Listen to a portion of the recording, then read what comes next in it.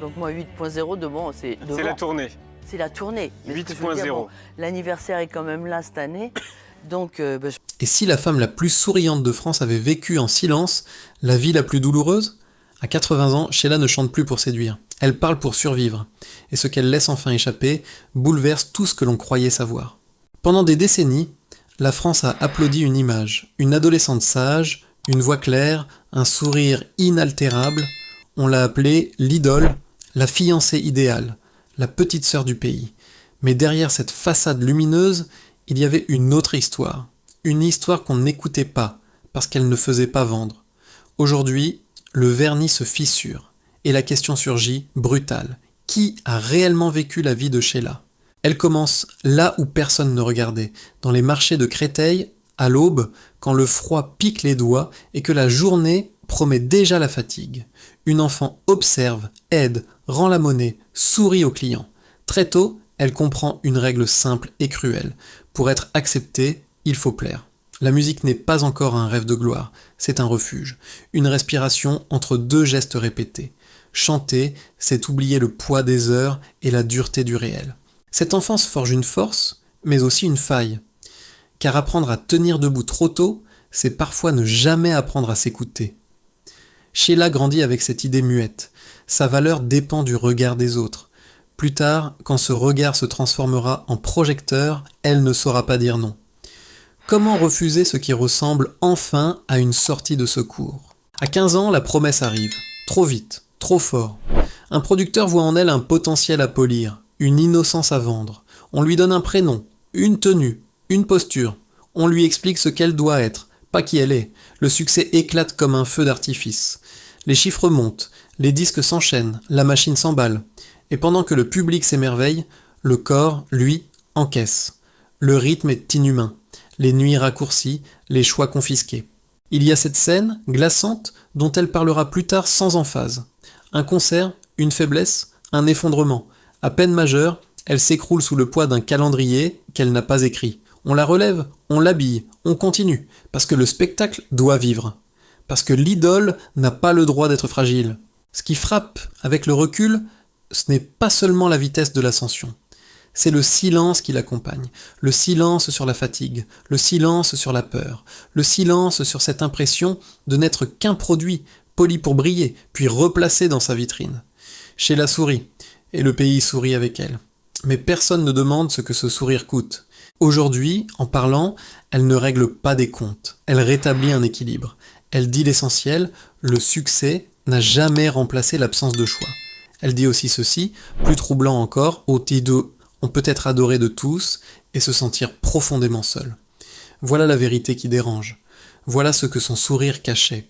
Avant les projecteurs, avant les cris des fans, avant même les studios parisiens, il y avait le bruit des marchés, le métal des étals qu'on déplie à l'aube, les voix rauques des commerçants, l'odeur sucrée des confiseries mêlée au froid du matin. C'est là que Sheila a appris la vie. Pas dans les livres, mais dans l'effort, pas dans les rêves, mais dans la répétition.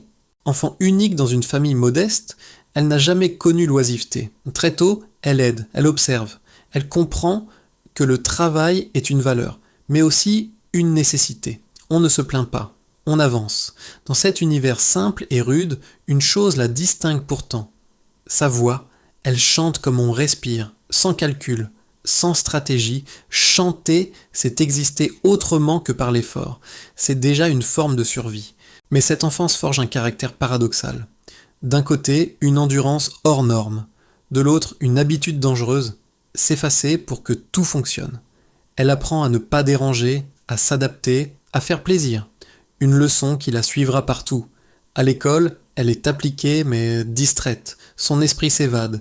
Les chansons yéyé, le rock venu d'ailleurs, ouvrent une fenêtre. Pas encore une ambition, plutôt une promesse vague. Il existe peut-être une autre vie. À l'adolescence, la musique prend une place plus sérieuse. Le piano, le solfège, la discipline. Là encore, elle travaille, toujours. Ce n'est pas une enfant capricieuse qui rêve de scène, c'est une jeune fille qui s'entraîne parce que le travail, elle connaît. Elle n'imagine pas la gloire. Elle imagine simplement quitter le marché, ne plus être la petite fille qu'on regarde avec tendresse, mais sans vraiment l'écouter. Et puis il y a les premiers groupes, les fêtes locales, les salles modestes, rien de spectaculaire.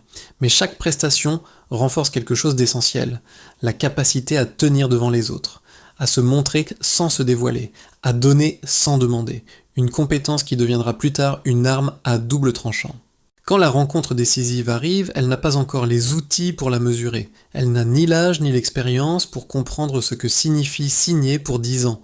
Elle voit une chance. Ses parents voient une sécurité. Personne ne voit le piège. On lui promet un avenir. On ne lui parle pas du prix. À cet instant précis, l'enfant des marchés croit simplement qu'on l'a enfin choisi. Ce que l'on oublie souvent, c'est que cette ascension fulgurante repose sur une base fragile. Une jeune fille qui n'a jamais appris à dire non, qui confond reconnaissance et amour, qui croit que l'effort finit toujours par être récompensé. Dans l'industrie du spectacle, cette croyance est dangereuse, parce que l'effort y est souvent exploité, pas protégé. En quittant les marchés, Sheila ne laisse pas seulement derrière elle un décor, elle emporte avec elle une manière d'être au monde, silencieuse, résistante, loyale, des qualités admirables. Mais face à une machine industrielle, ces qualités deviennent des failles, car celui qui ne se plaint pas est celui qu'on pousse le plus loin. On appelle cela une chance. À l'époque, personne n'ose employer un autre mot. Une jeune fille de 15 ans, propulsée dans un studio, entourée d'adultes qui savent, qui décident, qui planifient. On lui assure que tout ira bien, qu'il suffit de faire confiance et surtout de suivre le mouvement, car désormais, le mouvement ne lui appartient plus. Le succès arrive comme une vague, rapide, irrésistible. Les chansons s'enchaînent, les ventes explosent, les passages à la télévision se multiplient. Le public tombe amoureux d'une image soigneusement réglée, la jeune fille sage, la blouse impeccable, les couettes rassurantes, une innocence fabriquée pour rassurer les parents et séduire la jeunesse. Cette image n'est pas un détail, c'est une stratégie, et toute stratégie exige une discipline absolue. Dans les coulisses, la réalité est bien différente. Les journées commencent tôt et finissent tard. Les répétitions s'ajoutent aux enregistrements, les interviews, aux séances photos. Il n'y a pas de place pour l'improvisation, encore moins pour l'hésitation. Chaque geste est surveillé, chaque parole orientée. Elle ne choisit ni ses chansons, ni son rythme, ni même son silence. On décide pour elle, au nom de son bien, au nom du public. Ce qui frappe, c'est la normalisation de l'épuisement. Tomber de fatigue devient presque un passage obligé, un signe de professionnalisme, dit-on. Quand le corps envoie des signaux d'alarme, on les interprète comme des caprices. À 18 ans, s'effondrer sur scène n'est pas perçu comme un drame, mais comme un contretemps. On ajuste le planning, on rassure la presse et on recommence, parce que la machine ne s'arrête jamais. Elle l'avouera plus tard, avec des mots simples et terribles. Elle avait l'impression d'être une poule aux œufs d'or. Tant qu'elle produisait, on la protégeait. Dès qu'elle faiblissait, on la pressait davantage. Cette logique est implacable. Le succès, au lieu de libérer, enferme. Il crée une dette invisible. Plus on reçoit, plus on doit donner. Et à ce jeu-là, l'artiste perd presque toujours. Il y a aussi cette solitude particulière, propre aux idoles. Entourée en permanence, mais rarement accompagnée. Écoutée, mais peu entendue. Elle sourit pour les caméras, plaisante pour les journalistes, rassure les fans. Mais à qui peut-elle dire qu'elle a peur ? Qu'elle ne sait plus très bien qui elle est en dehors du personnage ? L'enfance s'est dissoute trop vite. L'âge adulte n'a pas encore commencé. Elle flotte entre deux mondes, sans refuge. Avec le recul, on comprend mieux pourquoi elle n'a jamais su poser de limites. Dire non aurait signifié décevoir. Et décevoir, pour elle, a toujours été inconcevable. Depuis les marchés de son enfance, elle a appris que la reconnaissance se mérite, qu'il faut travailler plus que les autres, endurer plus que les autres. Et surtout se taire. Mais le silence a un coût, et ce coût, la société ne le paie jamais. Elle le transfère sur l'individu, sur son corps, sur son esprit, sur sa capacité à se reconstruire. À ce stade de l'histoire, le tuant, le public continue d'applaudir. Il ne voit qu'une chose, une réussite éclatante. Il ignore que dans l'ombre, une fragilité grandit, une fragilité que la presse bientôt transformera en arme. Il n'a fallu presque rien. Un détail médical, une explication jamais donnée publiquement. Et soudain, la machine médiatique, déjà affamée, a trouvé sa proie. À 18 ans à peine, Sheila ne comprend pas encore que la célébrité ne se contente pas d'élever, elle observe, dissèque, puis dévore. Tout commence par un changement imperceptible de sa voix, une conséquence d'un traitement, banal en apparence. Mais dans un univers où chaque élément du corps d'une idole appartient au public, rien n'est anodin. La presse à scandale s'empare du sujet. Les mots deviennent insinuations. Les insinuations deviennent certitudes. En quelques semaines, une rumeur monstrueuse s'installe. Sheila ne serait pas celle qu'elle prétend être. Ce qui est sidérant avec le recul, ce n'est pas seulement la violence de l'accusation. C'est sa longévité, 40 ans. 40 années durant lesquelles une femme devra justifier son identité, sa féminité, son existence même. À 18 ans, elle se retrouve confrontée à une question qui n'aurait jamais dû être posée. A-t-elle le droit d'être elle-même sans se défendre ? L'impact psychologique est immense. Elle se terre. Elle pleure avec ses parents. Elle découvre que l'opinion publique peut se retourner sans prévenir, que l'amour du public est conditionnel et surtout que le silence, cette arme qu'elle a toujours utilisée pour tenir, devient soudain une faiblesse. Plus elle se tait, plus la rumeur prospère. Plus elle parle, plus on l'accuse de se justifier. Dans une société encore peu prête à questionner ses propres préjugés, la violence symbolique est totale. On rit, on chuchote, on soupçonne, on transforme une femme en objet de débat. La rumeur n'est pas seulement une attaque personnelle, elle est un rappel brutal de la place accordée aux femmes célèbres, aimées tant qu'elles correspondent à une image détruite dès qu'elles en sortent. Et pourtant, elle continue. Elle chante, elle sourit, elle avance. Non par indifférence, mais par nécessité. S'arrêter serait reconnaître la victoire de ceux qui la dénigrent. Elle choisit donc la dignité silencieuse. Une dignité coûteuse, car elle laisse des cicatrices invisibles, des doutes profonds, une méfiance durable envers le monde extérieur. Avec les années, elle finira par briser ce silence. Elle expliquera la souffrance, l'injustice, l'absurdité de ces accusations. Mais le mal est fait, une rumeur ne s'efface jamais complètement. Elle se transmet, se déforme, ressurgit quand on s'y attend le moins. Et chaque résurgence rappelle la même chose. Une femme publique n'est jamais totalement propriétaire de son histoire. Cette épreuve marque un tournant. Sheila comprend que la scène n'est pas le seul endroit dangereux, que l'intimité elle-même peut être violée. Elle apprend à se protéger autrement, à se refermer, à compartimenter. L'idole continue d'exister, mais la femme, elle, se cache davantage. Et c'est dans cet état de vulnérabilité contrôlée qu'elle s'engage bientôt dans ce que le public présentera comme un conte de fées. Un mariage rêvé, une union parfaite, une image rassurante, censée faire taire les doutes. Mais derrière la façade, une autre illusion se prépare. On l'a présentée comme un apaisement, une preuve, une réponse élégante aux rumeurs et aux doutes. Quand Sheila épouse Ringo, la France croit assister à l'union idéale. 2 visages aimés, 2 voix populaires, un bonheur censé clore les polémiques. Mais ce que le public célèbre comme un conte de fées est, pour elle, le début d'une autre forme d'enfermement. Dès l'annonce, le mariage échappe aux principaux intéressés. Les dates circulent, les détails fuitent, les journaux s'emballent. Ce qui devait être intime devient événement national. Le jour venu, la foule déborde. Des milliers de fans envahissent les abords aux forces de la mairie, puis de l'église. On crie, on pousse, on arrache des fleurs.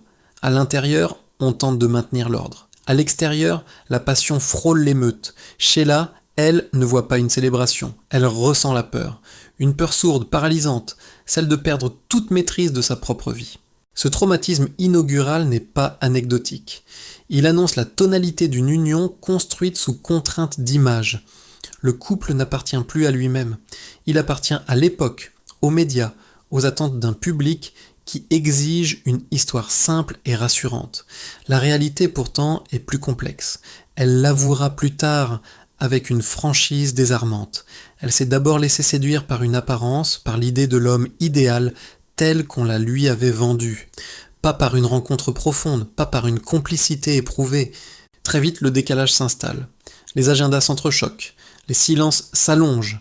La vie commune devient une juxtaposition de présence plutôt qu'un partage. Dans ce décor soigneusement éclairé, la solitude s'infiltre. Et quand la maternité arrive, elle n'efface pas les fissures, elle les révèle.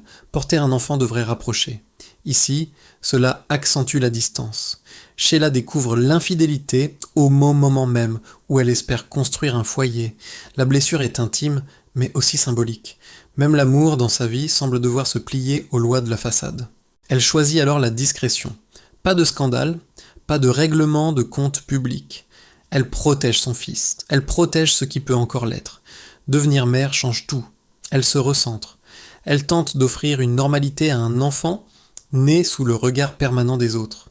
Être à la fois mère et père, expliquer sans accuser, rassurer sans mentir, la charge est lourde, et elle la porte seule.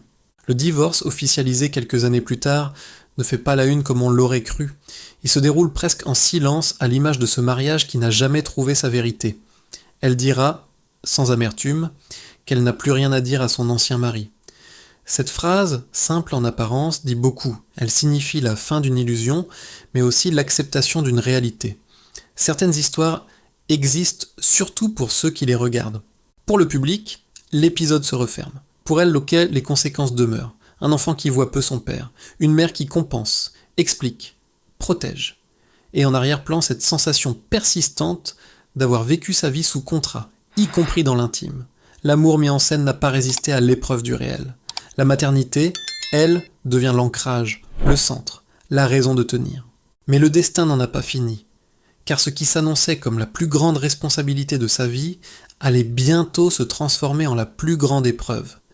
Une épreuve dont aucune image, aucun sourire, aucun silence ne pourrait atténuer la violence. Il y a des douleurs qui ne se racontent pas, des blessures si profondes qu'aucun mot ne peut les contenir. Pour Sheila, ce moment arrive le jour où le téléphone sonne et où la vie bascule définitivement. Son fils, Ludovic, son unique enfant, est entre la vie et la mort. Puis très vite, il n'y a plus d'espoir. Rien ne prépare une mère à survivre à son enfant. Rien. Pas la célébrité, pas l'expérience, pas même les épreuves déjà traversées. Ludovic n'était pas seulement son fils, il était le centre de gravité de sa vie. La preuve qu'au milieu du bruit, du faux, des projecteurs, quelque chose de vrai avait existé. Sa disparition laisse un vide que rien ne peut combler. Depuis des années, Sheila se battait pour lui, dans l'ombre, loin des caméras. Elle avait vu les fragilités, les dérives, les rechutes. Elle avait financé des soins, offert un toit, tendu la main encore et encore. Comme beaucoup de parents confrontés à la souffrance de leur enfant, elle avait cru, espéré, attendu. Par moments, Ludovic allait mieux. Il riait, il semblait retrouver un équilibre. Puis, la chute revenait, plus silencieuse, plus dangereuse. La nuit où tout s'arrête, l'horreur ne s'arrête pas à la perte. Sheila découvre qu'au lieu d'aider son fils, quelqu'un a choisi de le photographier. Un geste glaçant, inhumain. Comme si la souffrance pouvait devenir un spectacle de plus. Cette image, elle la combattra avec une énergie farouche. Non par vengeance, mais par amour. Pour protéger la dignité de son enfant. Même après la mort, elle refuse qu'on le réduise à un fait divers. Ce combat dit tout de la femme qu'elle est devenue. Une mère brisée mais debout, une mère qui refuse que le dernier mot appartienne à la cruauté. Elle parle de Ludovic avec une tendresse intacte. Elle ne nie rien de ses difficultés, mais elle rappelle ce qu'il était avant tout. Un être sensible, intense, lumineux par instants, un homme en lutte, pas une caricature. Après sa disparition, une question s'impose, brutale. Comment continuer ? Beaucoup s'étonnent qu'elle remonte sur scène. Certains jugent, d'autres ne comprennent pas. Elle sait. S'arrêter, ce serait mourir avec lui. Chanter devient alors un acte de survie, une manière de respirer encore, de tenir, de transformer la douleur en mouvement, en voix, en présence. Elle le dira sans détour. Si vous voulez que je vive, alors je continue. Ces mots ne sont pas une provocation. Ils sont une vérité nue. La scène n'est plus un lieu de triomphe, mais un refuge. Chaque chanson devient un hommage discret. Chaque apparition, une victoire contre l'effondrement. Aujourd'hui, Sheila vit autrement, plus lentement, plus simplement. Elle choisit ses apparitions, protège son intimité, cultive le silence qu'on lui a si longtemps refusé. Elle pense à l'héritage, à ce qu'elle laissera, au-delà des tubes et des souvenirs. Peut-être un livre, peut-être une parole enfin libre. Elle sait que trop d'autres ont raconté son histoire à sa place. Ce qui reste au fond, ce n'est pas l'idole. C'est une femme qui a traversé l'admiration, la rumeur, la solitude, la perte, et qui est encore là. Debout, fragile mais digne. Et une question demeure suspendue pour chacun de nous. Peut-on vraiment juger une vie dont on n'a vu que la façade? Et combien de sourires cachent, encore aujourd'hui, des combats invisibles? Si cette histoire vous a touché, prenez un instant. Dites-nous en commentaire quelle chanson de Sheila accompagne un moment important de votre vie. N'hésitez pas à aimer cette vidéo, à la partager autour de vous et à vous abonner pour continuer ensemble ces plongées au cœur des destins que l'on croit connaître, sans jamais vraiment les comprendre.